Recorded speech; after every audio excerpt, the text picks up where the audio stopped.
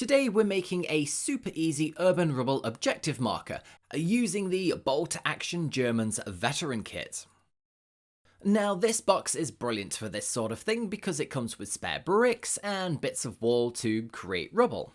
Perfect for basing, weapons teams, or even fun little dioramas if you're feeling dramatic. First up, I took the larger wall section and clipped it again to make it smaller. We're fitting this on a standard 25mm base, so we don't need such a large chunk sitting on it. The extra chunk that was clipped off, that piece was glued down along with the wall section using super glue. Plastic glue works just as well, but it takes a little longer to dry, which actually gives you time to nudge the bricks around and get them to sit naturally. Next, sprinkle your sand mix over some PVA glue onto the base and a few patches here and there on the bricks themselves. This will help give it an extra dusty, rubble, ruined feel to it. You could also use this exact same method for basing your miniatures too. Either glue the model on first and then apply the sand on straight after, or paint everything separately and then superglue the miniatures on afterwards. The whole base was primed with an Army Painter Oak Brown spray, and from there it was heavily dry brushed Dryad Brown over the bricks and some of the rubble. Don't worry if you get any onto the sand, as this will actually help. It would just look like brick dust is settling over everything. Next, another heavy dry brush, this time deep grey over the sand. Leaving some of the oak brown showing through in some patches, we're building up texture and variation here. I also work some of that grey onto the bricks itself, so it kind of blends a bit together.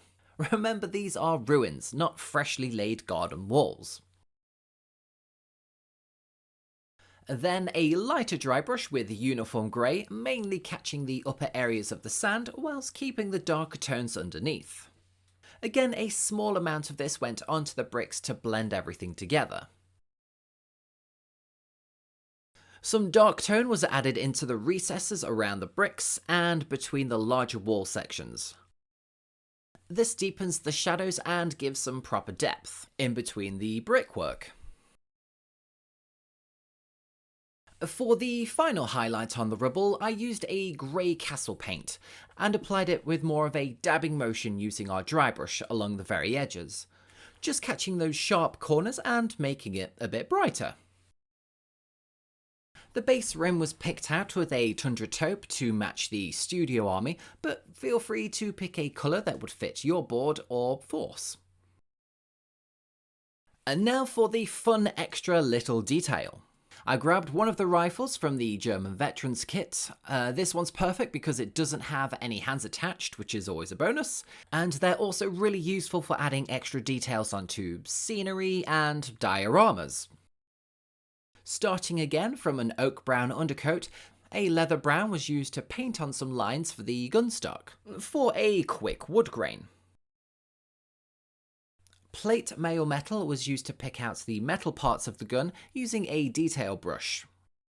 And once the gun stock and the metals have been picked out, the whole thing was then washed with a strong tone paint to add some shade. And once that had totally dried, the rifle was then fixed into place to lean against the wall using some superglue. And there you have it, a simple urban rubble objective marker made entirely from the extra parts of the German veteran sprue.